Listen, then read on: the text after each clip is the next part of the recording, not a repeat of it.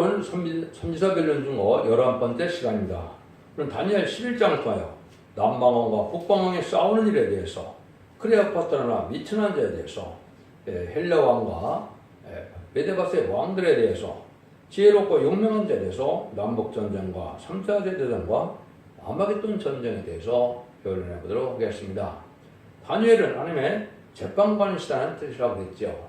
천재 대주되신 하나님께서 이 세상에 나라 흥망성쇠를 다 주관하시고 계시다는 걸 우리가 알 수가 있죠.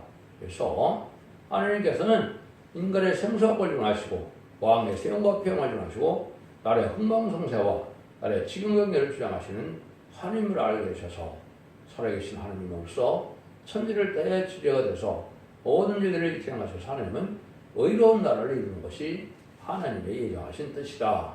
그래서 이 세상은 악한 나라가 된 사람들이 많이 있는데 그것은 하나님께서 공의법을 실현하기 위해서 마귀 데리고 나가기 위해서 마귀들이 결국은 세상 권세를 쥐고 아담과 하와를 이겨서 세상 권세를 잡고 있기 때문에 악한 나라들이 많으므로 이제는 인신목하게 되고 많은 전쟁을 일으키고 많은 사람들이 죽이게 하는 역사가 끊임없이 일어났죠. 그런 모든 일들을 하나님께서 다 마무리되고 오는 것이 인간 종말인데 그것을 이 성경의 이주의 연관에 다 이루어지는 것임을 놀랍게 알 수가 있다 이 말입니다. 그러니까 이 다니엘서를 통해서 보면 참으로 이 세상이 다 우연히 들어가는 것이 아니고 하나님의 섭리 속에 호감의 세력도 하나님의 장중에서 움직여지고 있다는 사실을 분명히 알 수가 있습니다. 그런 내용을 통해서 지금 3주간 한국에 되어진 일이 바로 그런 때가 돼서 결국은 심판의 날이 임박한 때다. 천삼년의 역사가 마지막 하늘의 역사가 진행될 때다. 이렇게 보시는 것이 정확히 깨달은 것이 되겠습니다. 그래서 이러한 때 하나님께서는 영원히 멸망치 않은 나라를 세우게 된다 이 말이죠. 근데 그 방법은 어땠다고 했습니까? 성경적으로는 예계로 17장을 보시면 세상에 7대 강국이 나타나서 마지막 나라들이 방하고 나면 세상은 하나님의 나라를 이루게 된다 이렇게 되어 있는데 혹시 다니엘서 2장 40절에 금신상이 망한 얼을 보면서 그걸 알 수가 있죠. 근데 다니엘서는 애굽 아수르 시대는 이미 지나간 것이고 바벨론 포로 시절부터 바벨론 메데바스 헬라 로마 소련이 나올 때는 미국이 나와서 이스라엘 한국의 양대지정을 가지고 열발가락 시대가 이루어질 것을 말씀하셨죠. 열발가락 시대가 바로 소비에트 연방과 비합중국을 뜻한 것인데 이 하얀 뜨인 돌이 나타나서 열발가락을 치고 나니까 세상이 없어지는 일이 벌어지죠. 세상이 없어지고 한 나라를 세우는데 영원히 멸망치 않은 나라를 세운다 이 말입니다.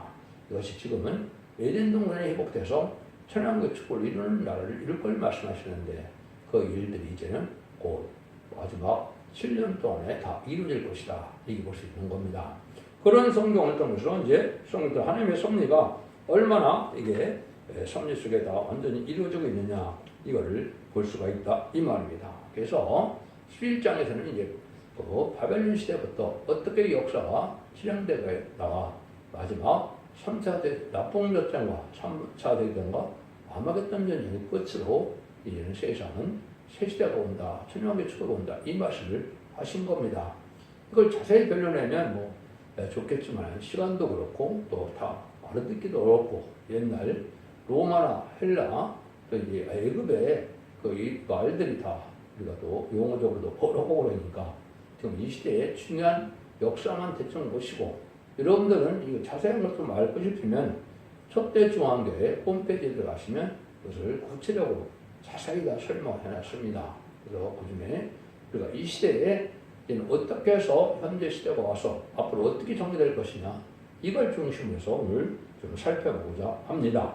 그래서 금신상의 역사가 실제 11장에서부터 세상 나라가 된다는 사실을 알고 있다 이 말입니다.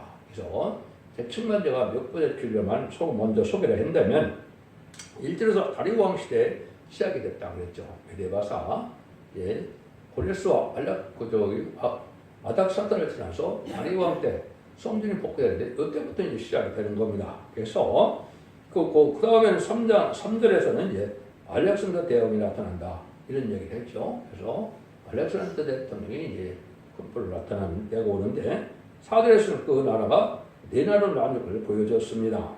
그래서 카산도, 셀레코스, 프톨레미, 루시마쿠스가 이제 나눠지는 때가 오지요.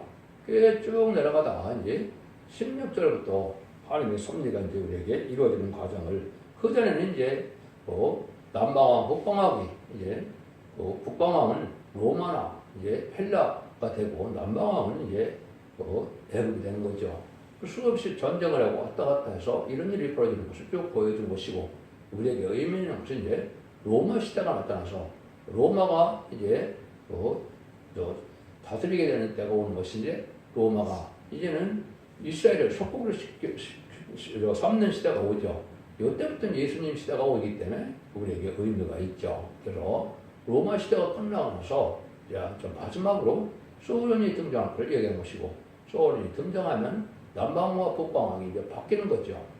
남방왕은 미국이나 자본주의를 뜻한 것이고, 한국이나 이런 민주를 뜻한 것이고, 북방왕은 소련을 이제 중심으로 한 중국이나 북한이나 이런 공산당을 뜻한 것이다. 이렇게 바뀌는 겁니다.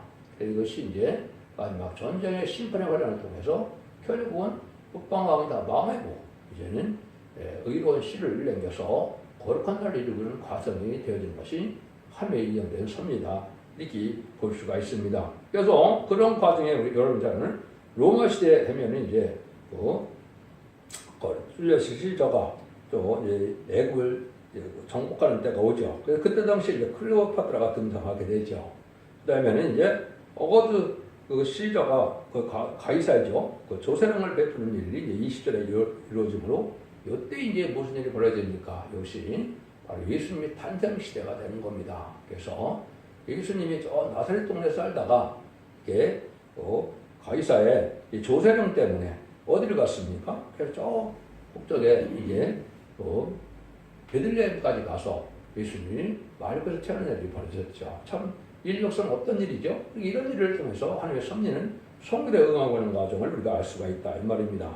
그러는 후에는 21절에서 비천한 자가 하나 등장을 해서 악한 나라를 세우게 되는데, 이것이 비천한 자가 바로 스탈린이 돼서, 스탈린이 그리스 종교의 신학생이었다가 결국은 타락해서 소비에트 연방을 너머로 악의 나라가 마지막으로 등장하는 것이, 이게 이제 일곱째 머리인데 이걸 기독교에서 잘 알지 못하고 있는 것이다. 이렇게 보시는 겁니다. 그래서 그런 일이 등장해서 이제 남방왕, 북방왕이 협상되고 싸움되고 그러다가 29절에 보면 이제 한국이 또 남북전쟁을 일으켜서 6.25가 나타난 거지요. 그래서 이것이 이제 시티메 배들이 인천 3.6 작전에 이제는 메가더 장군의 16배구에 이제는 유엔 평화 유치군이 와서 우리를 이제 지켜주는 역사가 있는 것으로 볼 수가 있죠. 그래서 이런 일들이 있다가 이제는 또 인간 정말에 대해서 말세복음이 나타나고, 말세복음의 사명들이 용맹한 대로 나타나는데 결국은 많은 시련과 연단 속에서 마귀력이 강함으로 잘 유지되지 못하다가 정한 때까지 이제 그런 일이 벌어진다 이 말이죠. 그 정한 때는 바로 1300년 만의 역사인데, 1300년 만에는 지혜롭고 용맹한 자들이 이제 신앙 4점에 찰 것을 말씀하신 겁니다. 그래서 그 종들이 이제 20세기 후반에부터 말세복음이 전해져서 21세기에 새로운 종들이 몇몇이 이제는 거룩한 자들이 되어서 시련과 연단 속에 이마인 이상 4천명을 일으킬 종들이 예비되는 때가 오는 겁니다. 그래서 지금 이제 그 시절이 온 것이고, 21세기에 들어와서 그 예비되고 준비되다가 이제는 세 번의 전쟁을 통하여 세상을 심판하는 날이 남은 건데, 그것이 한 11장 40절에 의해서는 남북전쟁과 3차 대전과 아마겟돈으로 세상 심판이 끝난다 이 말입니다. 이 일들이 이제 구체적으로 여기 나와 있는 말씀대로 다 이루어지는 것은 참으로 놀랍다 이 말이죠. 그래서 여러분들이 계시록 17장에서 보면 거기에 뭐라고 나옵니까? 강대국 병성, 아까도 말씀한 것처럼 애굽, 에스로, 바벨론, 메데바사, 헬라 이렇게 되죠. 그래서 다른 나라가 망했다고 했죠. 왜냐하면 계시록은 1세기 말에 쓰였기 때문에 1세기 말에 쓰일 당시에 나라는 누굽니까? 그때는 로마거든요. 그러니까 로마가 그때 당시 있던 나라고, 그래서 다섯 나라는 이미 그때 당시 다 망한 나라고, 하나가 있는 나라가 로마고, 로마 후에 다른 악한 나라가 등장한 것이 바로 1917년 bol셰비크 혁명에서 소련이 등장한 것이다 이 말입니다. 이때부터 하나님이 인간 종말이거든요. 미국과 소련이 있다면서 없어지면 망하게 되면 새 시대가 오는 것이고 그런 시점이 눈앞에 왔다. 근데 그 기간은 앞으로는 약 7년 정도밖에는 안 남았다. 이 말입니다. 그러니까 얼마나 지금 그 마지막에 가까운 때고 얼마나 지금 이제는 정말이 가까워하느냐 이렇게 볼 수 있는 것이죠. 그래서 이런 말씀을 중심으로 몇몇 기절만 소개해서 설명하는 것으로 이 다니엘 11장은 마치도록 하고 이런 일을 더 자세히 알고 싶으면 아까도 말씀드린 것처럼 촛대조항교 홈페이지나 블로그 카페가 많은데 거기 들어가서 보시면 확인이 될 겁니다. 그럼 1절 먼저 보시죠. 내가 또 메대 사람 다리오 원년에 일어나 그를 돕고 강하게 한 일이 있었느니라. 그래서 이제는 미드바사가 일어났을 때 고레스 왕이 이제 성전 복구 칙령을 내리고 아닥사스 왕 때까지 진행되다 성전 복구 역사가 중단돼서 결국은 다리오 왕이 이제는 바벨론을 멸망시키면서 성전 복구가 완성되게 되죠. 그래서 이것이 BC 516년에 이스라엘이 회복되고 성전이 복구된 역사가 있었는데 그때부터 이제 말씀하기 시작된다 이 말입니다. 이런 일인데 2절에 보니까 뭐라요? 내가 참된 것을 내게 보리라. 보라 바하사에서 또 새 왕이 일어날 것이요 그 후에 넷째는 그들보다 심히 부유할 것이며 그가 부유함으로 강해진 후에는 모든 사람을 격동시켜 헬라국을 칠 것이며 이렇게 되어 있죠. 이때 바로 뭘 뜻하느냐? 바사에서 새 왕이 다시 일어난다 이 말인데 고레스 왕 다음에 또 새 왕을 말하는데 그때 당시에는 이제 캄비세스 그리고 가자 스메로디스 다리왕 이런 사람들을 뜻했는데 이런 일들이 이제는 또 아수알의 크셀쿠스가 새 왕으로 부여하게 돼서 결국 그 군사들을 쳐서 헬라를 침공한 사실이 있을 걸 보여준 건데 이 네 나라, 이 한 나라가 아니 헬라가 이제 알크산더보다 유럽과 저 아프리카까지 통일하는 이런 역사가 있었죠.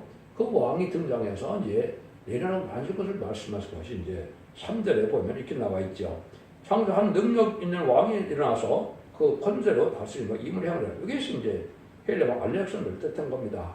약간의 나이로 아주 걸출한 영웅이 돼서 여러분 유럽과 또 아프리카까지 통일시키는 역사가 있었죠.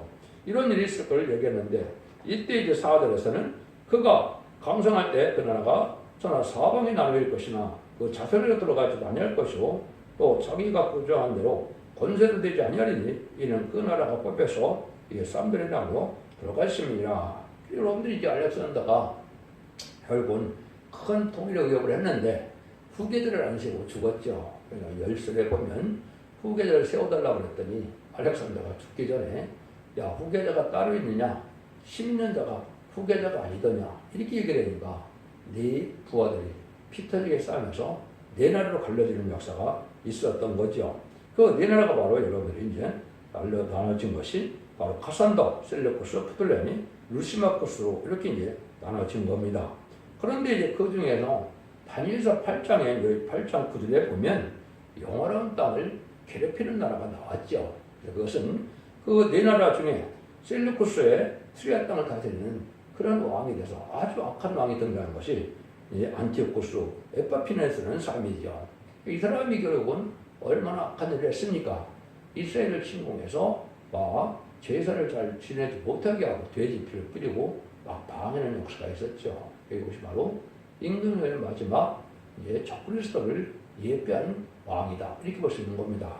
이것이 이제 1세기에 등장했던 그 로마의 이제는 네로 왕이 바로 그런 왕이 됐죠. 그러니까 네로 왕이 피리크를 아주 많이 핍박하다 죽었는데 이것이 두 번째 이제 적그리스도의 모습을 보여준 것이고 나중에는 7째 머리에서 나타나서 후 3년 만에 심승의 표를 받게하는 일이 소련에서 나타나는데 이것이 이제 적수도가 돼서 후 3년 만에 심승의 표를 받게 할 그런 때가 올 것을 보여준 겁니다. 이거는 이제 역사적으로 하나님의 섭리가 어떻게 일어나는 것은 하나님의 지혜를 받아서 하나님의 말씀을 깨달아서 하나님의 말씀에 대한 사실을 깨달아야만 이걸 알게 되는 것인데 이게 세상적인 공부만 가지고는 이 섭리를 다 깨달을 수가 없죠. 이런 일들이 이제 쭉 벌어져 나갈 것을 봐서 아까 얘기했듯이 이제 많은 싸움을 일고 전쟁을 있고 또 나라의 흥망성쇠가 있어서 마음의 세움과 폐함이 계속되죠. 이렇게 쭉 이제 세상에 흘러가다가 언제부터 이제 우리에게 좀 의미 있는 일이 벌어지느냐? 그것이 이제 여기 16절부터 이제 그런 일이 벌어진다고 볼 수가 있습니다.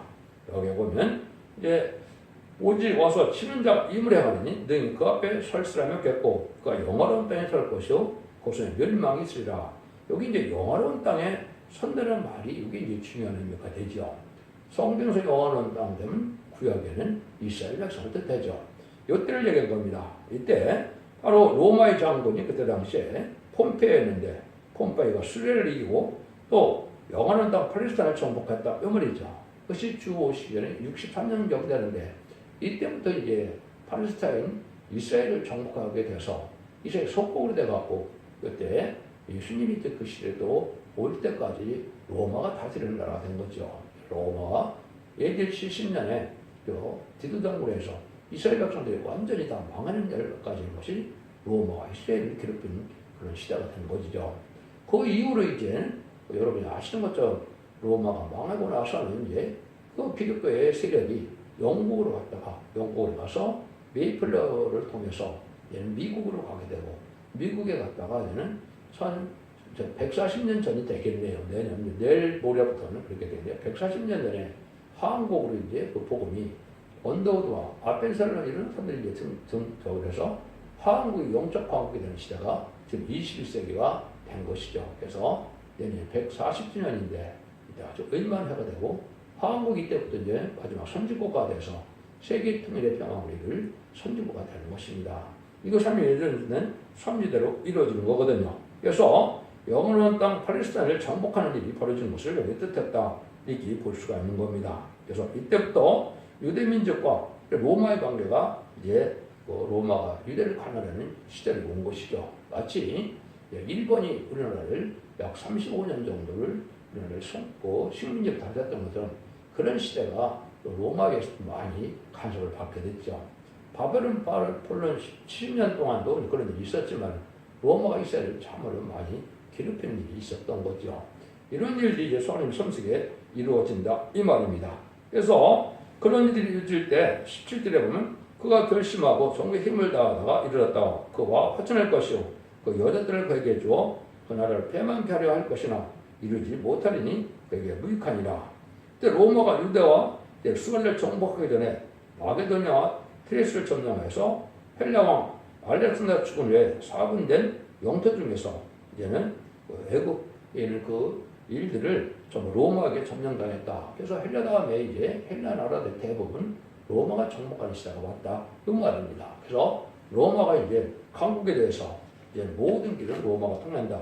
이런 시절이 온 거죠. 이런 시절이 왔을 때 그때 당시에 이제 왕이 프톨레미 12세인데요. 근데 그가 이제 그의 딸 클레오파트라가 애굽 왕의 계승을 얻었는데 이때 이제 그때 당시 같이 왕랬던 자들이 결국은 친남매라는 말이 있어요. 그래서 그런 사람들이 해고했을 때 결국 로마가 이제는 그 애굽을 정복하기 위해서 여러분이 잘 아는 이제 시저가 이제는 거기에 정복하는 일이 벌어지죠. 그래서 이런 시저를 통해서 이제 정복할 때 여러분이 잘 아는 것처럼 어디에 됐어요? 그 클레오파트라에 대해서 이제 얘기가 나오죠. 클레오파트라의 코가 조금만 더 높아서도 세상의 역사가 바뀌어졌을 거다, 달라졌을 거다 이런 말 있잖아. 그래서 이 시저를 또 애굽의 클레오파트라가 뛰어서 결혼까지 하게 되죠. 그래서 이런 결혼까지 해서 이런 됐는데 그 일들이 됐을 때도 이제 프톨레미 2세하고 이제 12세와 이제 같이 살았던 사람이죠. 그런 여자가 이제 적국의 대장인 이제 줄리우스 시저를 이제 미혹을 해서 결혼까지 했다 이 말이죠. 그래서 그런 일을 해보였을 때 결국 이제 말을 잘 안 듣으니까 이제 로마에서 누굴 보냅니까? 그 당시에 이제는 안티고노를 이제 다시 또 보내게 되죠.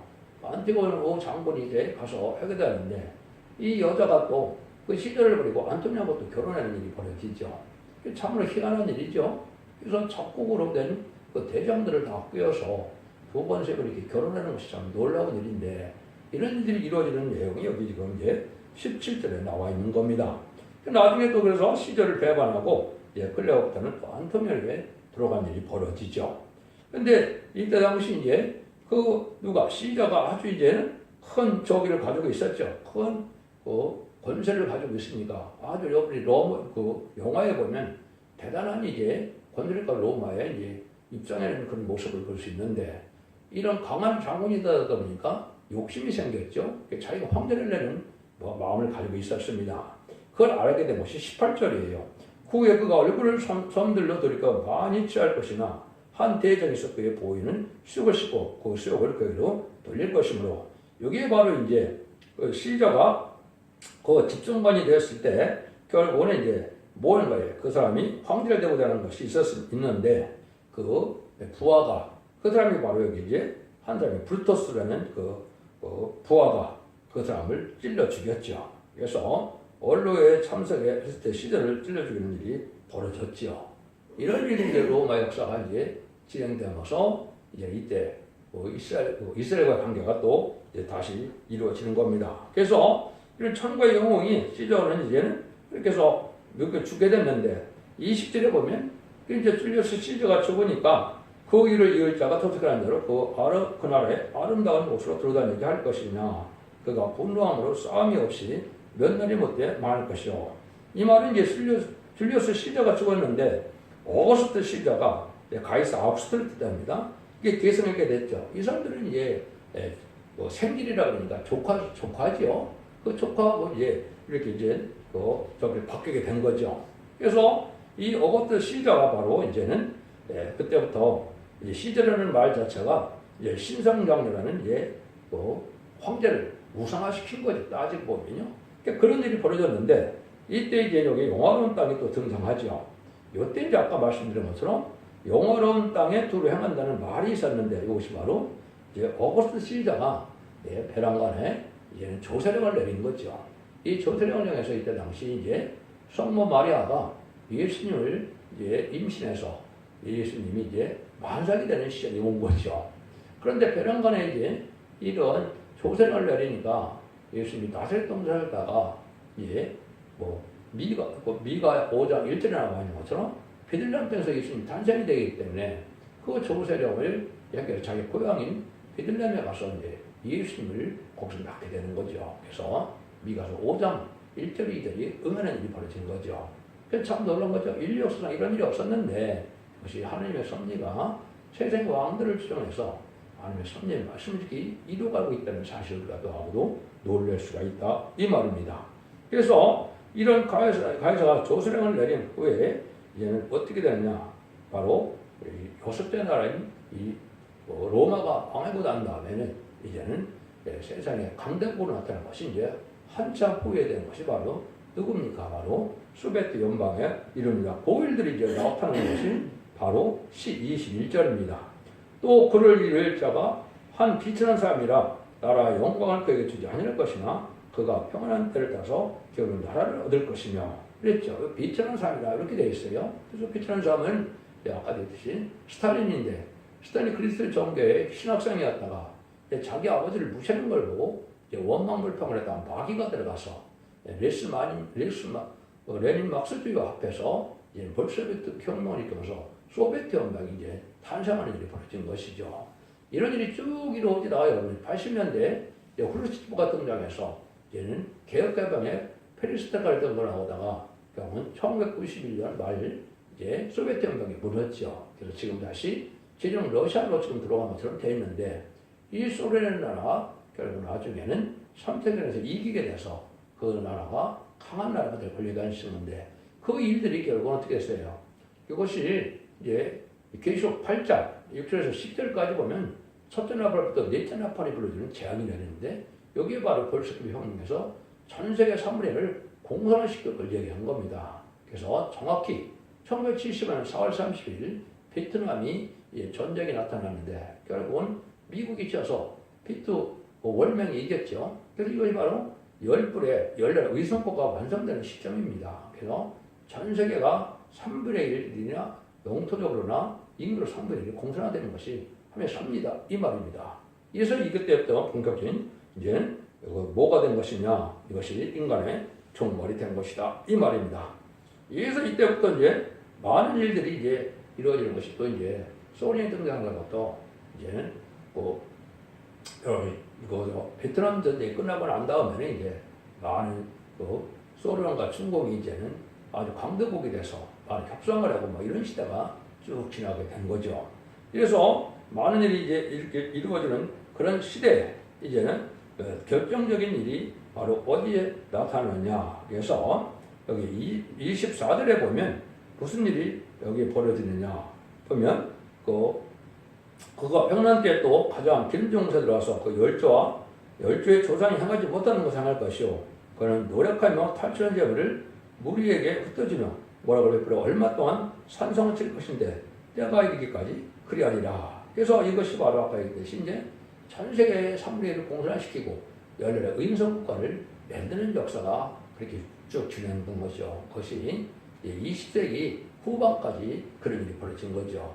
20세기 초반에서 이제 후반까지 이제 이 소련이 전 세계 3분의 1을 공산시킨 일이 쭉 이루어질 것을 얘기를 한 겁니다. 그런 일들이 이제 벌어지다가 결국 이제 어떻게 돼요? 이런 일들이 아주 협상을 많이 하지만 협상에서 결국은 큰 거짓말을 하는 것이 왜냐면 소련이나 지금 공산당은 마귀의 세력이기 때문에 거짓말을 반복듯이 하죠. 그렇지만은 그런 것에서 무슨 회담이 큰 성과가 없는 것이죠. 그것이 한국에서도 보면 뭐예요? 미국 회담, 남북 회담, 베트남 가서 회담하고 육자회담 다 했지만은 그 결과가 있습니까? 계속 속이는 일로 하는 일이거든요. 이런 일이 계속 있을 걸 여기 말씀하시는 겁니다. 그래서 그 영인 27절에 보면 이 두 왕이 마음에 서로 해하고자 하여 한 밥상에 앉았을 때 거짓말할 것이라 일이 형통되지 못하리니 이런 작정된 기한에 미쳐서 그 일이 끝날 것입니다. 정한 때까지 이런 일이 벌어진다 이 말이죠.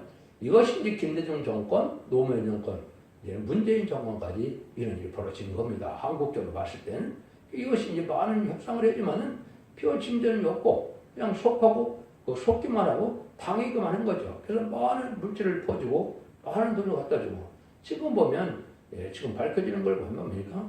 김대중 대통령도 4억 5천만 달러가 아니라는 겁니다. 약 30억 불 정도를 어마어마한 돈을 갖다 줬다는 건데 이런 일들이 바로 쓸데없게 이제 마귀의 세력에게 져서 미혹받아서 그런 일이 벌어진 겁니다. 이래다가 이제 무슨 일이 벌어지냐? 정한 때 하는 이제 예언된 바로 6.25 전쟁이 나게 되는 거죠. 그것이 29절 30절입니다.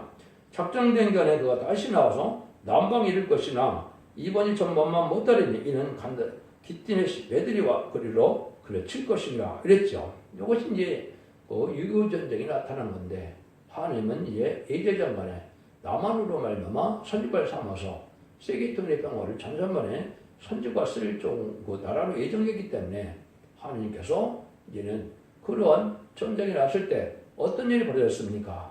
유엔 안전부장 이사회에 이걸 통해서 이제는 한국 16나라 등장해갖고 한국을 도와주는 일이 있었죠. 그게 바로 여기 보면 이때 기띠의 배들이 그를 칠 것이라 이렇게 됐죠. 이것이 이제 바로 그 인천 상륙작전으로 말미암아 한국이 이제 공산화되는 일에서 벗어나게 되는 일을 말씀하신 것이다. 이렇게 볼 수 있는 겁니다. 이런 일이 외에도 이제 여러분이 지금 말씀한 것처럼 쭉 세상이 이제 그렇게 오는데 이제 20세기 후반에 와서 한 정화 때가 돼서 이제는 뭐예요? 여기 31절에 보면 오직 자기 하나님을 아는 백성은 강하여 용맹을 발휘라 그랬죠. 이때 이제 죽지 않고 세실하고 나쁘지 않고 편수차는 아는 것에 말세 분되는 시대가 온 거죠. 이것이 20세기 후반입니다. 그런데 이때부터 이제 말세 사명들이 일하는데 워낙 마귀 세력이 강하니까 마귀 세력에게 많은 피해를 당하다가 그 일들이 잘 성취되지 않다가 21세기로 살아가면서 강권적인 역사로 새로운 종들을 일으키는 역사가 있게 된 겁니다. 그래서 21세기에 들어서 새로운 종들을 말하면 첫대계 사자가 입이 돼서 정한 때가 여러분들에게 지금 예언서 계시록의 모든 말씀을 다연질의 진리로 신분의 길을 삼는 변론하게 돼서 여러분이 듣고 있는 이 말씀이 바로 그런 일이 벌어진 것이죠. 근데 이것이 성경에 보면 작정된 일이 또 있다 그랬죠. 그 작정된 일 자체가 아까도 얘기한 것처럼 전산년에 들어가야 되는 것이고 그 전세 들어갈 날이 이제 임박하다. 그 내일 모레부터 2025년인데 2025년에서 2028년이 아마 전산년이 될 것입니다. 그러니까 그 시간은 보지만 때는 임박하기로 지금 때가 왔다. 그래서 한국에도 완전한 혼란이 왔다 이 말입니다. 이런 일들이 이제 쭉 이루어지다가 결국은 이제 시작이 어떻게 이제 결정적이 벌어지느냐, 그것이 40절입니다. 40절에서 이제는 마지막 때 남몽왕이 그를 찌르니 북방왕이 병거와 마병과 반의 배로 히리바를 햄치는 그에게 마주와서 그 여러 나라에 들어가서 우리 넘침같이 지나갈 것이요. 여기 이제 알게 어려운 일이 벌어진 겁니다. 이게 한국 심판이 남북 환란과 또 3세대련에서 미국과 자원들의 심판을 3세대련을 이어가는 것인데 이것이 남방은 북방을 찌른다 그랬죠. 또 이후 때는 북방왕이 남방을 찌르서 북한이 남침을 한 것이지만은 어쩔 수 없는 상황이 와서 이제는 이런 일이 벌어지게 된다 이 말입니다. 이것이 이중성처가 돼서 남북 환란으로 한국을 심판하게 되고 3세대전으로 자본자 미국을 심판하게 되는 일이 벌어지는 역사인데 미국 3세대전 칙으로 보면 2028년경에 성경적으로 봤을 때 그렇다 이 말입니다. 국제정세를 가지고 분석하는 게 아니고 성경 예언 성취만을 가지고 얘기를 하는 겁니다. 그래서 한국에 환란이 가까운 때가 왔고 그래서 지금 극도로 환란이 어려운 때가 온 것이고 그래서 그거로는 예수님 말씀 24장 21절에 창세기 환란이 있다 그랬죠. 다니엘서 10장 1절에 보면 네 민족을 호위하는 대군 미가엘이 나타나는데 이것이 이제는 그 한국의 전쟁이 났을 때 이제는 이러한 미가엘 선사장이 우리를 도와주는 역사가 있을 걸 얘기하신 것이죠. 그다음 거기서 개구리 없는 환란이라는 말을 쓰셨죠. 요에서 2장 1절 2절에 보면 개구리 없는 환란이 온다 그랬었거든요.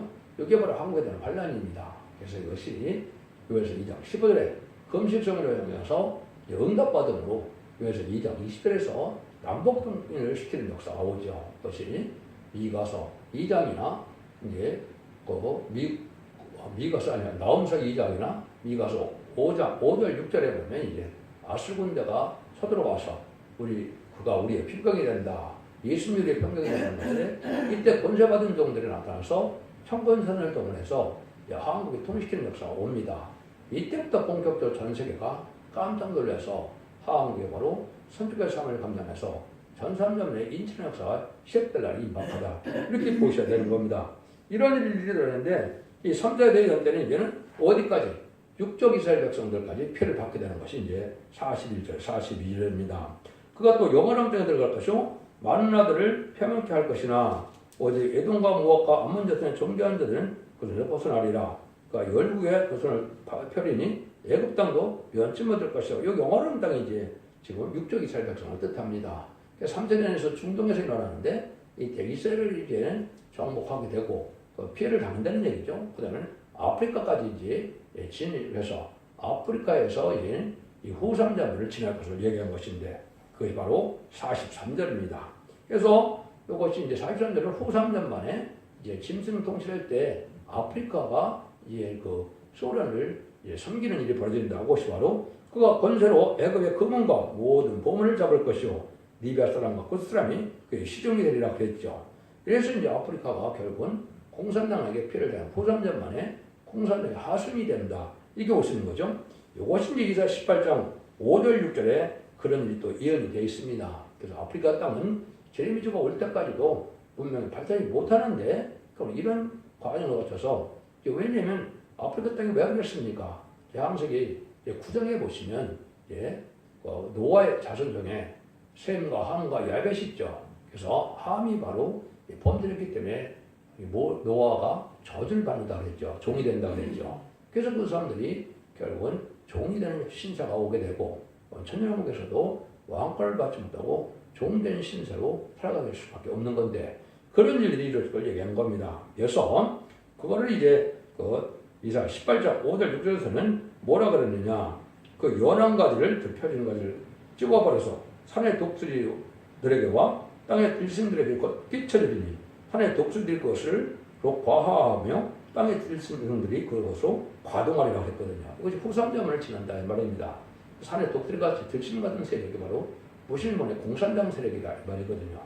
공산당 세력이 후삼자문의 절대적인 권력으로 세상을 진흙을 받게 하는 세상이 되는데 이때 짐승을 풀려받으면 다 이제 죽게 되는 겁니다.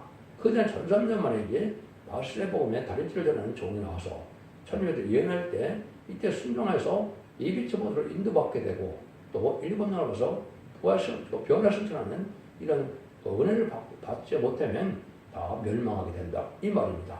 이런 일이 일어서 결국은 나중에는 끝이 오는데 그 끝이 바로 44절 45절입니다.